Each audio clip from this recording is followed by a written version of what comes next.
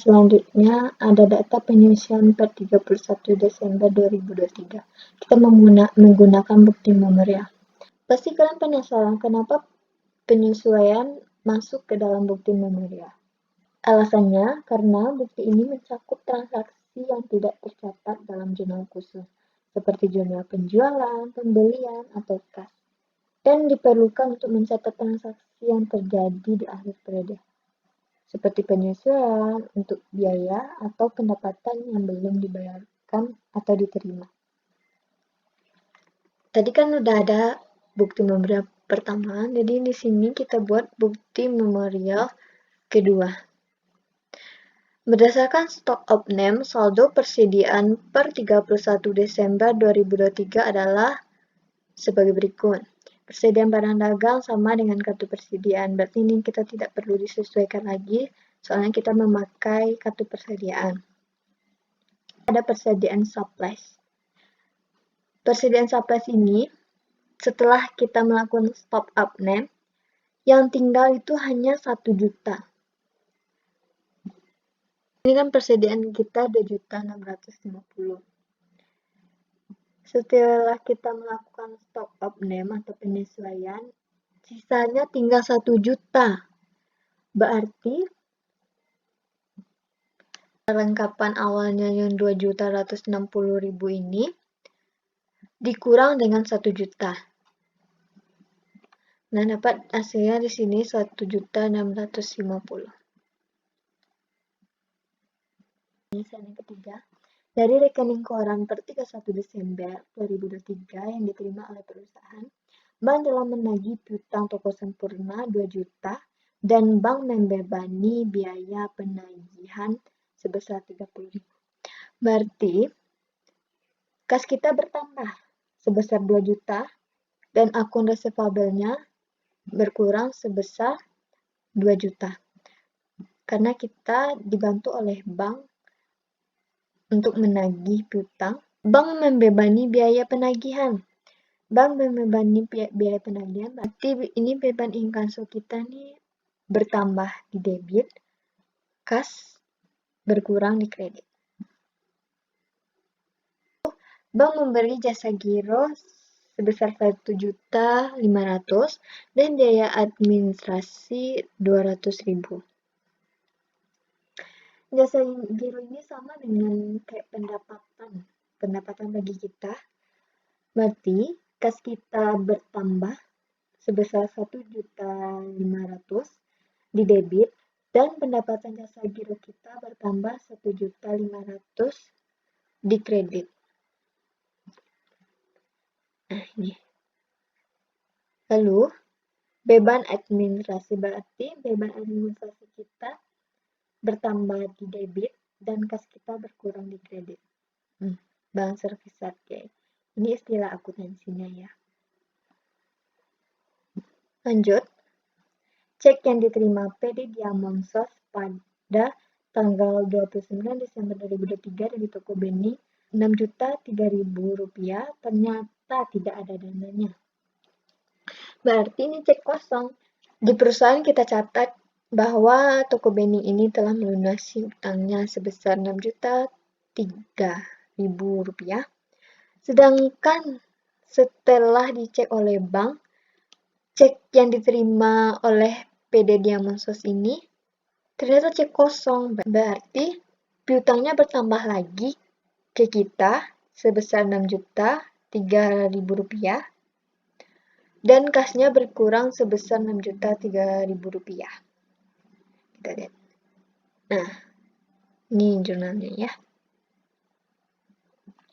Lanjut bukti memorial 4. Cadangan kerugian piutang ditaksir 5% dari saldo piutang dagang di akhir periode akuntansi.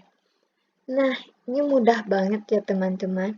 Kita buka trial balance, kita cari di sini akun resepabelnya. Nah nih, akun resepabelnya ini, nah nanti kita kalikan dengan yang ditaksir tadi 5%, akun resepabel ini dikali dengan taksiran cadangan kerugian piutangnya 5% dari saldo piutang. Nah, dapat nanti hasilnya. Coba kita cari di sini ya. Sama dengan ini dikali dengan 5%. Nah, dapat hasilnya 242.768.000. Nah, di sini kita lihat kalau di soalnya cadangan, berarti bad debt expense-nya bertambah di debit sebesar 242.768 rupiah. Allowance for doubtful debt-nya bertambah 242.768 rupiah di kredit. Selanjutnya beban sewa tahun 2023. Prepaid rent. Beban sewa di debit sebesar 3 juta dan prepaid rent-nya di kredit sebesar 3 juta. Ada penyusutan aktivitas tetap berdasarkan kebijakan akuntansi untuk bulan Desember 2023. Equipment sebesar 1.100.000. Beban penyusutan equipment di debit 1.100.000 dan akumulasi penyusutan equipment di kredit sebesar 1.100.000. Lanjut, sini ada biaya listrik, air, dan telepon bulan Desember akan dibayar pada bulan Januari 2024. Berarti di sini electricity, water, dan telepon expense bertambah di debit, accrued di kredit sebesar 2 juta. Jika PPN masukannya atau fade-in-nya lebih besar daripada PPN keluaran atau fade-out, maka akun penyesuaiannya nanti cara mencari prepaid tax-nya sama dengan fade-in dikurang dengan fade-out. Dapat hasilnya 2.401.700 rupiah. Nah, oke. Amunnya harus balance ya guys, harus seimbang. Jurnal penyesuaian atau adjustment journal adalah jurnal yang dibuat pada akhir periode akuntansi untuk menyesuaikan saldo akun agar sesuai dengan kondisi sebenarnya atau kejadian sebenarnya sebelum laporan keuangan disusun. Gunakan untuk mencatat transaksi yang belum atau belum benar tercatat di jurnal umum atau jurnal khusus seperti akumulasi biaya yang belum dibayar, pendapatan yang belum diterima, penyusutan, aktiva tetap, dan lain-lain. Setelah kita catat ke jurnal penyesuaian, nanti ini diposting ke buku besar.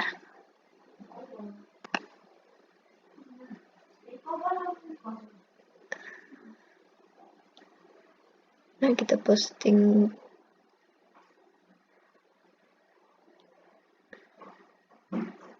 Nah, nanti ini kita posting di buku besar kayak gini. Adjustment journal kurang ini, yang tersisanya dapat 1 juta. Ini harus kita posting semuanya ke buku besar ya teman-teman, supaya nampak berapa sisa akun-akun tersebut yang sebenarnya. Dan selanjutnya rekening koran. Rekening koran ini adalah laporan tertulis dari bank yang berisi rincian semua transaksi keuangan pada rekening tertentu selama periode waktu tertentu, misalnya 1 bulan. Laporan ini mencangkup transaksi debit pengeluaran dan kredit pemasukan, saldo awal, dan saldo akhir. Ini diambil dari BKK atau BKM, isinya BKK dan BKM, kayak penerimaan piutang, penjualan tunai, return penjualan, dan lain-lain. Ini yang bersifat atau yang mengurangi kas dan menambah kas. Sebelah debit ini, kas kita berkurang, dan sebelah kredit, kas kita bertambah. Pada rekening koran, debitnya itu pengurangan kas sedangkan kredit itu penambahan kas. Karena rekening koran mencatat transaksi dari sudut pandang bank, bukan dari sudut pandang pemilik rekening. Saat nasabah tersebut menyetorkan uang ke rekening atau penambahan kas, bank mencatatnya di sebelah kredit. Saat nasabah menarik uang, bank mencatatnya di sebelah debit. Nanti kita sesuaikan dengan penyesuaian yang dimasukkan. Kan di jurnal umum nih. Kan di adjustment jurnal. Nah, di adjustment jurnal nih, yang berhubungan dengan kas nanti kita masukkan ke rekening koran. Ini ada neraca lajur atau worksheet. Neraca lajur ini biasanya digunakan untuk merangkum semua data akuntansi perusahaan dalam proses penyusunan laporan keuangan. Ini berisi kolom-kolom yang berfungsi untuk mencatat saldo akun, penyelesaian dan pengalokasian akun ke dalam laporan laba rugi dan neraca. Fungsi neraca lajur ini yaitu untuk menyederhanakan data keuangan, membantu dalam proses penyusunan laporan keuangan, serta meminimalisir kesalahan pencatatan. Dengan neraca lajur ini, data keuangan dari jurnal dan buku besar dapat digolongkan dan diringkas, sehingga mempermudah proses penyusunan laporan laba, rugi, dan neraca. Ini terdapat kolom akun number, akun name, atau nama-nama akun apa aja yang dimasukkan ke worksheet. Sini ada trial balance. Trial balance ini berisi saldo akun sebelum dilakukan penyesuaian. Nah, nih, sampai bawah. Lalu ada kolom adjustment. Kolom adjustment ini digunakan untuk mencatat penyesuaian yang diperlukan pada akun-akun.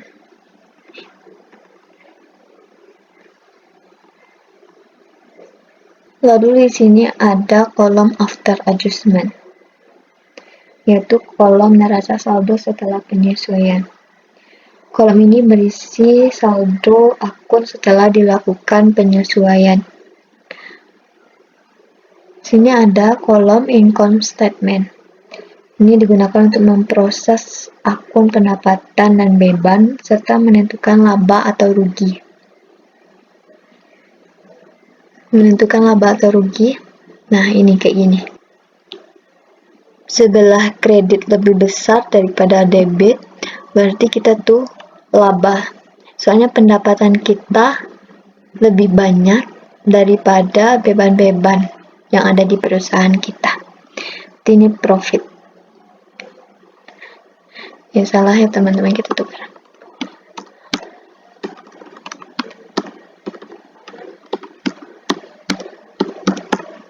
Nah, nanti ini profit. Profit itu laba ya teman-teman. Dan di sini ada kolom balance atau kolom neraca. Ini berisi saldo akun-akun neraca kayak harta, utang, modal, akun 1 sampai 3 yang menyusun laporan keuangan nantinya. Sini ini harus balance ya teman-teman, ini balance. Dan nanti ini di bawahnya di kolom income statement-nya harus balance juga, dari hasil ini ditambah dengan ini. Harus balance, sama dengan neraca juga kayak gitu. Laporan laba rugi adalah dokumen keuangan yang menyajikan informasi mengenai pendapatan, beban atau biaya, dan laba atau rugi yang dihasilkan oleh suatu perusahaan selama periode tertentu. Ini ditujukan untuk membandingkan pendapatan dan beban untuk menentukan apakah perusahaan mengalami keuntungan atau kerugian. Di sini isinya ada income, atau pendapatan di sini cost of goods sold atau harga pokok penjualan, dan beban atau biaya. Dalam mencarinya, kita masukkan income atau pendapatan, lalu nanti dapat net sales atau pendapatan bersih sebesar 405.613.500 rupiah. Lalu masukkan HPP-nya dikurangkan dengan penjualan bersih sebesar 405.613.500 rupiah dikurang dengan 169.605.000, dapat hasilnya 236.8.500 rupiah. Nanti kita masukkan beban-bebannya, mulai dari beban sewa sampai water, telepon, electricity expense. Ini kita masukkan hasilnya 118.756.368 rupiah. Kita kurang dengan gross profit or loss. Kita kurang, nanti dapat laba bersihnya 117.252.132 rupiah. Lanjut, kita ke capital statement atau perubahan ekuitas. Laporan perubahan ekuitas. Laporan perubahan ekuitas atau capital statement atau laporan perubahan modal adalah bagian dari laporan keuangan yang menunjukkan perubahan ekuitas atau modal perusahaan selama satu periode tertentu. Ini mencatat semua penambahan atau pengurangan modal, termasuk yang disebabkan oleh laba atau rugi, transaksi keuangan lainnya, atau penarikan modal oleh pemilik atau prive. Equity awal kita, trial balance awal, sebesar 130.438.600 rupiah. Kita bikin di sini. Lalu nanti profit yang kita dapatkan pada income statement tadi dikurang dengan prive atau pengambilan modal oleh pemilik, pengambilan untuk kepentingan pribadi. Kita kurangkan, dapat hasilnya 75.252.132. Nanti ekuitas awal dikurang dengan amount yang telah kita kurangin profit dengan prive tadi sebesar 205.650.732 rupiah. Ini adalah equity akhir di bulan Desember. Lanjut, di sini ada laporan neraca. Laporan neraca atau balance sheet adalah bagian dari laporan keuangan yang menunjukkan posisi keuangan perusahaan pada titik waktu tertentu. Laporan ini berisikan tentang aset-aset, tentang kewajiban atau liability, dan modal atau equity. Kita masukkan yang berhubungan dengan aset di laporan neraca, lalu nanti digabungkan dapat net aset 345.981.982 rupiah. Lalu nanti liability kita masukin juga, kita tambah dengan long term liability dapat 118.700.000. Kita tambah yang long term sama current liability, dapat hasilnya 139.931.250 rupiah. Lalu kita masukkan equity. Equity ini kita ambil dari Nah, dari capital statement tadi, dari laporan perubahan modal yang kita cari tadi, sebesar Rp205.690.732. Lalu, kita tambahkan net liability dengan equity. Dapat hasilnya Rp345.621.982. Net aset dengan equity dan liability harus sama, harus seimbang, dan harus balance. Lanjut, closing journal. Closing journal atau jurnal penutup adalah jurnal yang digunakan di akhir periode akuntansi untuk menutup akun-akun sementara atau akun nominal seperti pendapatan, beban, ikhtisar laba rugi, HPP, dan prive. Tujuan jurnal penutup ini memastikan saldo akun-akun tersebut menjadi nol pada awal periode berikutnya, sehingga tidak mempengaruhi pencatatan transaksi periode berikutnya. Nah, caranya, sales, interest income, free collected, pendapatan jasa giroh, dividen income. Akun normalnya di sebelah kredit, sekarang kita letakkan di sebelah debit untuk menolkan nominal akun-akun tersebut. Lalu sales return dan sales diskon, saldo normalnya itu di debit, untuk menolkannya kita tulis di kredit. Lalu kreditnya juga ada income summary. Nah, apa sih income summary itu?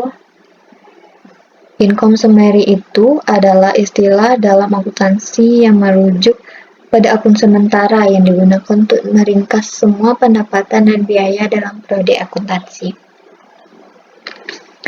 Ini berperan dalam proses penutupan buku, membantu menentukan laba atau rugi bersih sebelum dipindahkan ke akun ekuitas pemiliknya. Ini ada beban-beban. Beban biasanya saldo normalnya di debit, sekarang kita letakkan di kredit untuk menghapuskannya atau menolakkan nominal atau jumlah-jumlahnya. Kita letakkan debitnya income summary sebesar harga semuanya ini. Lalu HPP, saldo awal atau saldo normal HPP di debit. Untuk menutupnya atau menghapuskannya kita letakkan di kredit dan income summary-nya di debit. Kenapa bukan income summary? Karena prive merupakan pengambilan pribadi pemilik dari perusahaan. Jika ditutup, muncul sebagai bagian dari equity atau modal karena prive mengurangi modal pemilik. Prive sendiri bersifat sementara dan ditutup di akhir periode akuntansi. Lalu posisinya akan dicatat pada akun modal atau equity. Nah, ini jadi drawingnya kita letakkan di kredit untuk menghapuskannya, dan equity-nya kita letakkan di kredit. Selanjutnya, laporan laba rugi harus kita tutupkan di akhir periode akuntansi. Alasannya untuk menentukan saldo akhir akun neraca dan membentuk saldo awal untuk periode berikutnya, dan untuk mengidentifikasi keuntungan dan pengeluaran selama periode tersebut, serta memudahkan pembagian dividen. Ini membantu dalam analisis keuangan dan sebagai langkah cut-off data keuangan. Jika laba, equity-nya kita letakkan di kredit sebesar Rp117.132.132, dan income summary-nya di debit sebesar Rp117.252.132. Amonnya harus seimbang atau balance. Neraca saldo setelah penutupan atau post closing trial balance adalah laporan keuangan yang dibuat setelah proses penutupan buku selesai di akhir periode akuntansi, seperti akhir tahun fiskal. Post-closing trial balance ini berisi daftar semua akun real atau akun yang memiliki saldo setelah semua akun sementara ditutup. Tujuan utamanya adalah untuk memastikan saldo akun-akun di buku besar seimbang setelah proses penutupan. Akun ini kita ambil dari neraca lajur yang bagian balance. Ini berdasarkan kode 1 sampai kode 3.